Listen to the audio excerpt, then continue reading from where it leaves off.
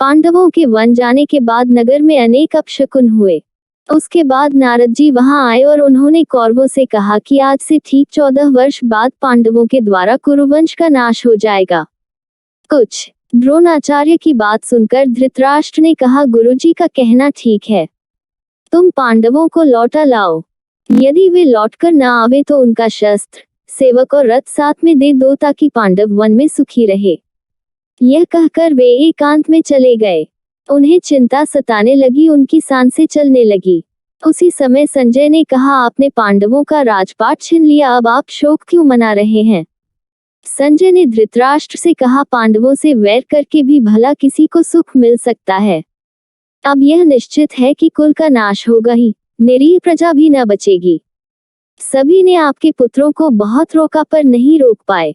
विनाश काल समीप आ जाने पर बुद्धि खराब हो जाती है, अन्याय भी न्याय के समान दिखने लगती है। वह बात दिल में बैठ जाती है कि मनुष्य अनर्थ को स्वार्थ और स्वार्थ को अनर्थ देखने लगता है तथा मर मिटता है। काल डंडा मारकर किसी का सिर नहीं तोड़ता, उसका बल इतना ही है कि वह बुद्धि को विपरीत करके भले को बुरा व बुरे को भला दिखलाने लगता है।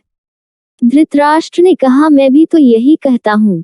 द्रौपदी की दृष्टि से सारी पृथ्वी भस्म हो सकती है, हमारे पुत्रों में तो रख ही क्या है। उस समय धर्मचारिणी द्रौपदी को सभा में अपमानित होते देख सभी कुरुवंश की स्त्रियां गांधारी के पास आकर करुण कुंदन करने लगी। ब्राह्मण हमारे विरोधी हो गए, वे शाम को हवन नहीं करते हैं। मुझे तो पहले ही विदुर ने कहा था कि द्रौपदी के अपमान के कारण ही भरतवंश का नाश होगा। बहुत समझा बुझाकर विदुर ने हमारे कल्याण के लिए अंत में यह सम्मति दी कि आप सबके भले के लिए पांडवों से संधि कर लीजिए। संजय, विदुर की बात धर्मसम्मत तो थी, लेकिन मैंने पुत्र के मोह में पड़कर उसकी प्रसन्नता के लिए उनकी इस बात की उपेक्षा कर दी।